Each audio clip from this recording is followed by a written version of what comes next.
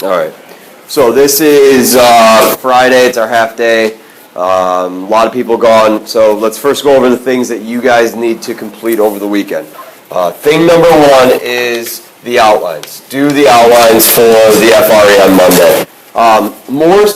More important than the free response is you just going through and studying and preparing the outlines. It'll be a huge study for you. It covers a lot of the time period. So will you guys please try and make sure to do those outlines. It would help. It'll help you greatly. I know. We're recording, so we got it. Mr. Sierra just came and said hello and waved and laughed at me because he knows that we're in crunch time. So the outlines. So make sure you do that. Second thing is I'm going to post a lecture today after class. So not this one, but I'm going to post another one. Watch lecture. It's a brief lecture on the civil rights movement. We're going to actually go back, civil rights movement. We're actually going to go back and re-look at the civil rights movement after the AP test.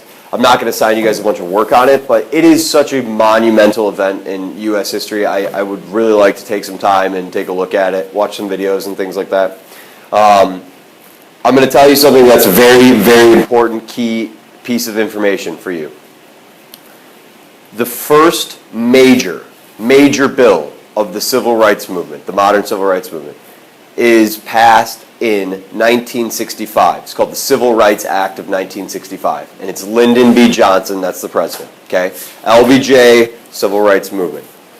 LBJ, CRM, Civil Rights Movement, LBJ. That is an easy date to remember, and I'll tell you why. The first major civil rights movement bill is passed exactly 100 years after what?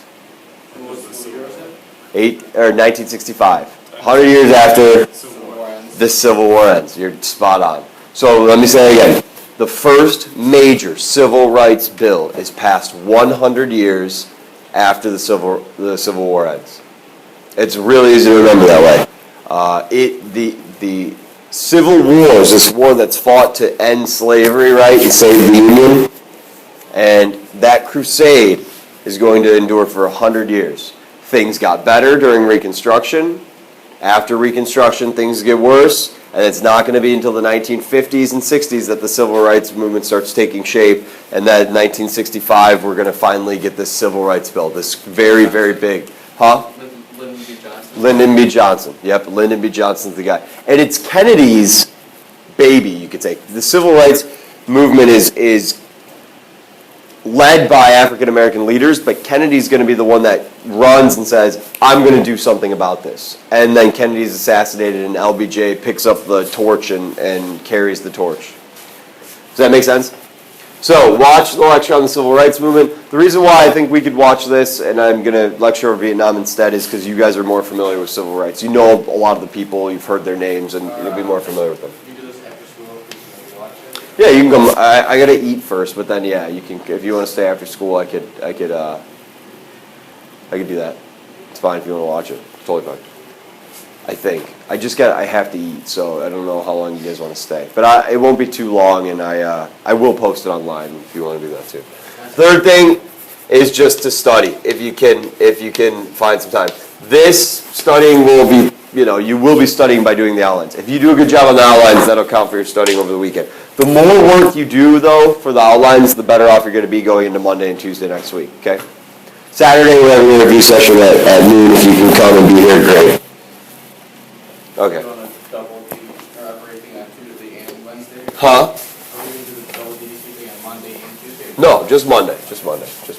No, yeah, Tuesday's, we'll lecture and review. Tuesday after school is a review. Monday after school, a review.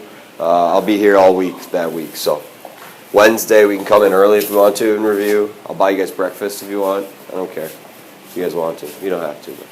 All right, so I know the test is at 8 a.m. though. We don't have to go to our first hour, right? Because that's at 7. No. Yeah, good point. All right, first piece of notes is the election of 1860. The election of 1860. I'm sorry. My bad. 1960. I was just talking about the Civil War in the 1860s. The election of 1960. Although the election of 1860 is very historic and monumental. Why? Lincoln, yeah.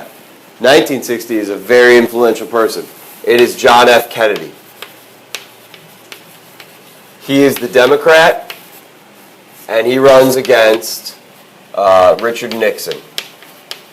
Richard Nixon was the vice president under who? Eisenhower, good. Yeah, it was Eisenhower, good. He's a Republican. John F. Kennedy wins. It's a close election. There's a couple things I want you to know from this. The first one, Kennedy's domestic platform, his platform that he runs on, and his plan for the United States is called, what do they all start with the same word. It's funny. Conservative. No. Contain or No, that's on Cold War, not foreign, domestic. They all start with the word new, like the New Deal, the new, like all, yeah. This one, where's my notes? Hold on, I want to make sure we got all this. Sorry. What did I do with? This one is called The New Frontier. The New Frontier. It calls for government spending on education. It calls for civil rights stuff. It's not all that successful, but this is what Kennedy's program is. I want you to be able to associate it. Which of the following presidents was associated with the New Frontier? Kennedy, okay? New Frontier. And so Kennedy wins. In 1963, what happens? Do you guys know? Big event, major event in U.S. history. assassination? It was. Kennedy is assassinated. And at the end, it's in November, I believe. And Lyndon B. Johnson takes over. You can call him LBJ. That's fine. But you should at least say his name, Johnson, President Johnson, and then LBJ in parentheses. And then you can use LBJ from there on if you had to write an essay, okay? Lyndon B. Johnson, his domestic policies, his domestic policies are called, what he lumps into, it's a quotation, the Great Society.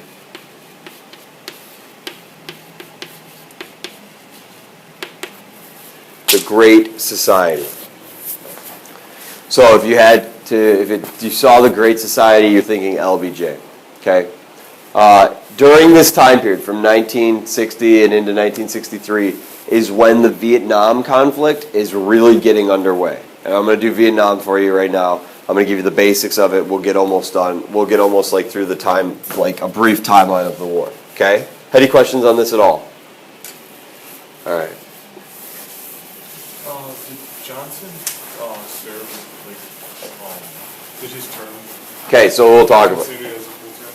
So, Johnson takes over at the end of 1963. So when would the next presidential election be? Do you guys know? 64. Yeah, 64. So he serves less than a year. It's like just less than a year, and he's reelected as president. He runs against a guy named Barry Goldwater, and he blows him out of the water.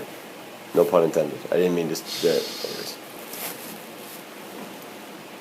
The Vietnam War gets so bad from 1965 to 1968.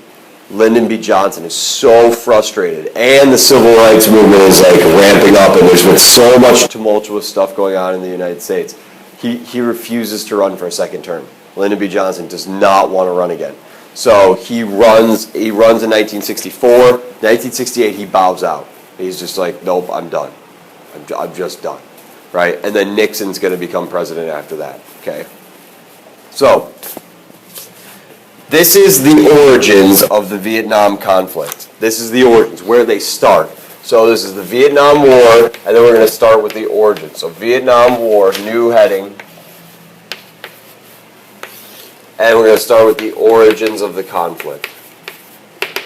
The Vietnam War has two phases to it, just so you guys know. There's two phases to the Vietnam War.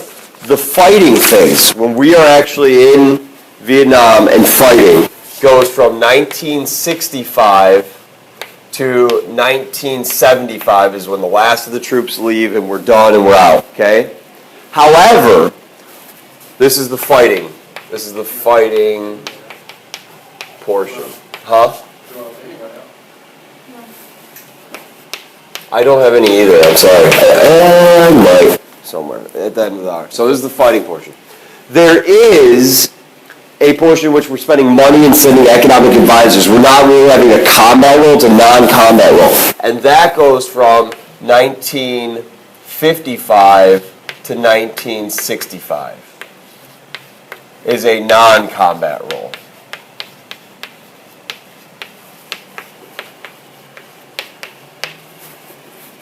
Does that make sense when I say non-combat role? We're spending money, we're sending over troops that are just advising, supposedly, although some of them were probably shooting. So here's the origins. The origins are, they stem from the shakeup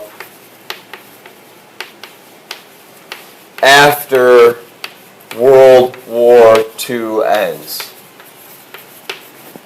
Specifically, they deal with French Indochina. And here's what happens. France had a colony called Indochina. It's what today is Laos, Vietnam, and Cambodia. And I'll go through this, but hear me out on this. This is important. After World War II, or during World War II, you all right? Yeah. During World War II, do you remember which country invades French Indochina? Japan does. Japan does. Japan invades, and then Japan surrenders at the end of the war. So, France would like to reclaim that territory. It's a valuable territory as far as resources. France, immediately following the war, their economy and literally physically, France is pretty devastated because there's a lot of fighting that goes on in France. Do you guys understand this? What is the plan in the late 1940s and early 50s that gives France and Britain and a bunch of other European countries a lot of money? Yes, the Marshall Plan. Do you guys remember that? The Marshall Plan gives a lot of money to revive Europe. So the Marshall Plan starts reviving the French economy, France rebounds, and they try to reclaim French Indochina. They go to war to try and retake over French Indochina. It doesn't go well. So France is fighting a war essentially in Vietnam. Yeah. Is it against Japan? No, Japan's been evacuated. It's against the natives there, the Vietnamese. Yeah, against the Vietnamese. And they're led by a guy named Ho Chi Minh. Have you heard of Ho Chi Minh before, anyone? Ho Chi Minh is, actually, he's been a figure even back to Woodrow Wilson's days. He's a communist leading this kind of guerrilla warfare against the government in Vietnam. And so what happens is this. France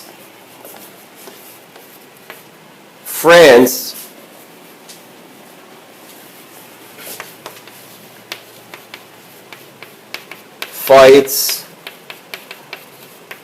to reclaim Indochina, but fails. They fail miserably.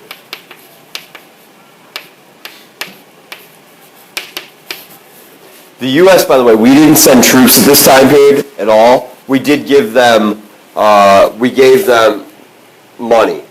So French fighting, U.S. gives money, like $1 billion. Skip what gives money. So we're giving some money. This is under Eisenhower, and he's giving some money. Actually, Truman as well. Truman's the one that's probably giving. Truman and Congress is giving money to France. So it ends. They fail, and it ends with a conference in 1954. This is a big one. So in 1954, ends conflict with the Geneva Conference. Geneva Conference. Now, I'm going to write this again over here. Geneva Conference of 1954. So who's president this time period in the U.S.? Eisenhower. Eisenhower got elected in 52. What is, Joel, I'm going to ask you a question. What is ending? What conflict ends in 1953? Good. The Korean War is just ending in 1953. So you can imagine Eisenhower's hesitant about this whole Vietnam thing because, and Kennedy's kind of hesitant initially, because we just gotten out of this other war in Korea. The Geneva Conference splits up French Indochina. Indochina becomes 3 countries, or 4 essentially. It becomes Laos, Cambodia, and this is the important one, and then Vietnam. And Vietnam is split into 2 parts, much like Korea is split into 2 parts, a north and a south. Which part do you think becomes communist? The north, just like in Korea. It's split. This is communist. And it's led by a guy named by a guy named Ho Chi Minh. You need to probably recognize his name. You will see it. Ho Chi Minh. M-I-N-H. Ho Chi Minh. It's communist. And the South is run, it's supposedly capitalist, but it's kind of shaky, is led by a guy named Diem. D-I-E-M. And he's supported by the U.S.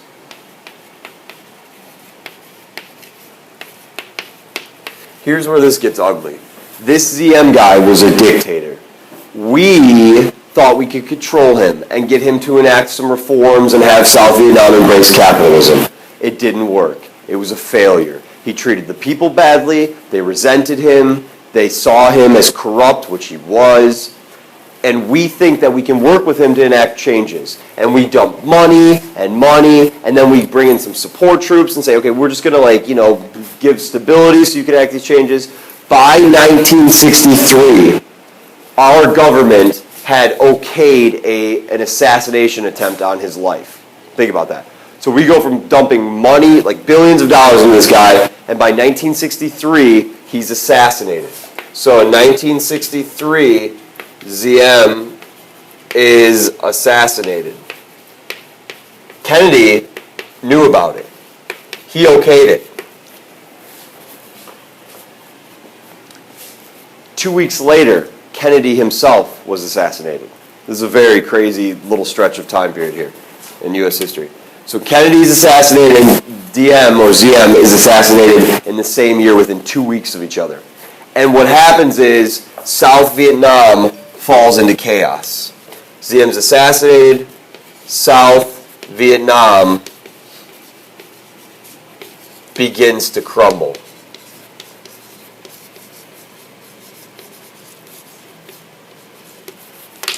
South Vietnam begins to crumble.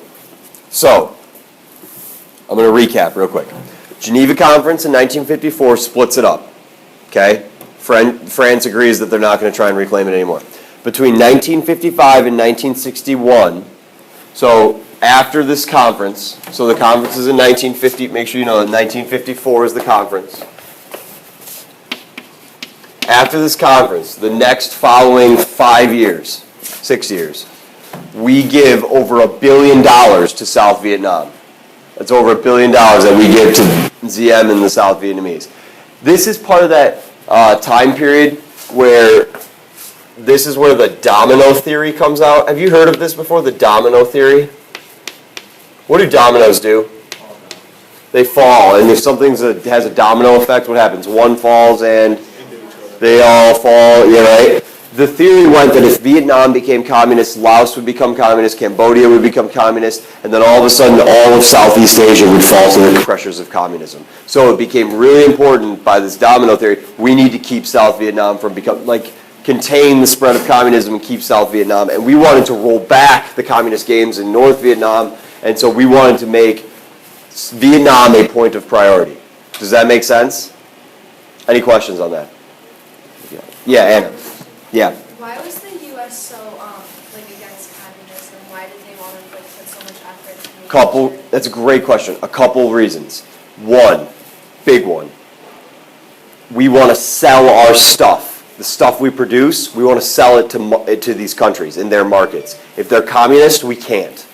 Communism does not have foreign businesses selling their goods in their markets. So number one is economic incentives, okay?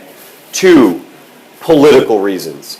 We see communism as being unstable, as being communist countries as being ruled by despotic tyrants, these rulers that are creating chaos and lead to some of the movements in which world wars erupt out of. So it's one is economic, and two is because we see communism as dangerous. It's the opposite of what we pursue with our capitalist, democratic, American values. So one is it's fear of political fear, and two is economic incentives or economic desires to sell our stuff. Does that make sense? Yeah. Okay. I mean, if you look at it too, like the first big country that becomes communist after World War I, right, following World War I into World War II is Russia. Well, look what happened with Stalin and how many people he killed and how, like, and so this whole communism, we have this fear of communism that dates back all the way to the, Red Scares of the early 1900s. All right, so that's a great question. Great question. You guys understand so far, South Vietnam's crumbling in 1963. So 1963 is an important date. Kennedy's assassinated. All of a sudden, we're at this crucial breaking point. What's Kennedy's policy that he was pursuing? The policy that Kennedy develops, it's not massive retaliation, it's... Little bit by little bit. Yeah, what do we call it? We have a lot of options. Did we do this yesterday? Yeah. Someone look it up. Kennedy's change. We said Truman's policy was containment. There it is. Truman's policy was containment. Eisenhower's policy is massive retaliation, and he builds up the Strategic Air Command. And Kennedy's is the flexible response. This demonstrates this first early portion of Vietnam demonstrates this flexible response. We send in military advisors. We send in a lot of money. We send in a lot of supplies. And we are just slowly ramping up our involvement. Okay? So,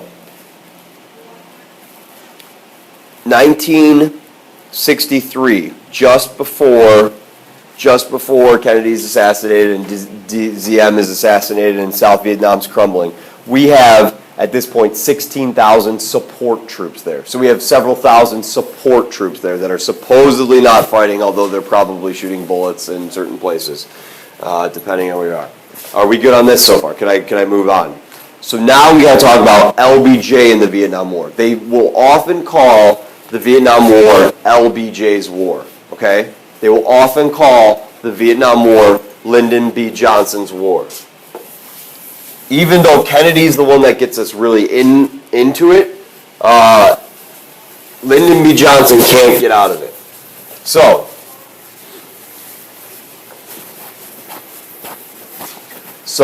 1964. This is not an origins part? No, now we're in 1964, and we're calling this is a brand new bullet point called Vietnam Intensifies.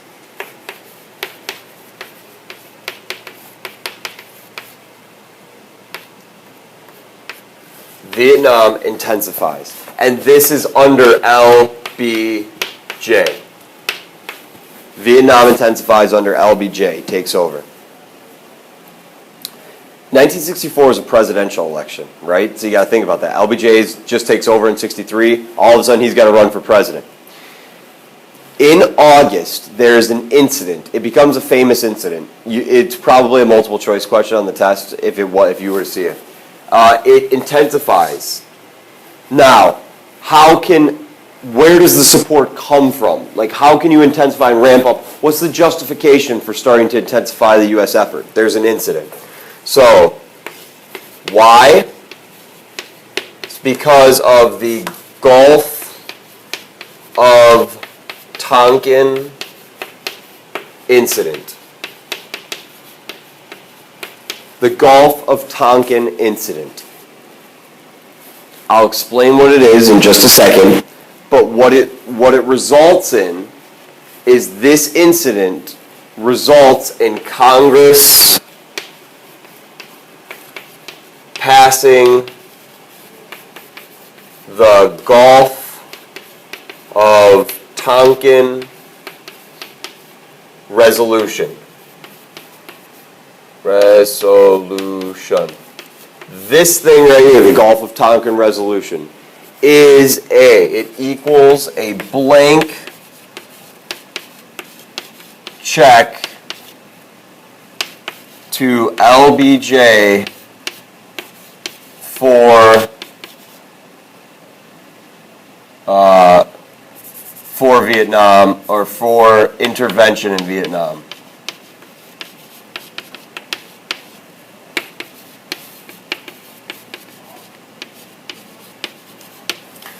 So, this Gulf of Tonkin incident happens in 1964. It's in August. Congress responds after this incident by saying, oh my gosh, things are kind of crazy in Vietnam. They pass this Gulf of Tonkin resolution, and it's a blank check to LBJ for the intervention in Vietnam. Basically, do what you need to do, whatever you need to do, and spend as much as you need to spend. And LBJ says, basically behind private, he says, this could have, I mean, this is like, they just handed him over the direction for the war. Congress never declares war. Ironically, and this is something, an interesting trivial fact that you could know, the last war that Congress ever actually declared war is World War II. Think about all the conflicts we fought since World War II. Congress never declared war in any conflict after World War II. So, here's what, I only got 1 minute, but here's what the Gulf of Tonkin incident was. It was a report that the North Vietnamese attacked U.S. ships. A report that the North Vietnamese attacked U.S. ships. It didn't happen. Almost conclusive proof exists today that says there was never any attack from the North Vietnamese. It's a made-up attack. The public freaks out, thinks we're attacked. We don't lose any troops or anything. And it causes Congress to say, oh my gosh, the North Vietnamese attacked American ships unprovoked. We're going to go to war with Vietnam. It's the reason. It's an excuse to go to war in Vietnam. Does that make sense? By 1965, and you guys can get ready to go. By 1965, we have almost 200,000 troops there. So we go from 16,000 troops in 63 to almost 200,000 troops in 65. See how it ramps up real quickly? It's all because of the Gulf of Tonkin incident. We'll stop there. I'll finish up the notes and stuff with you guys.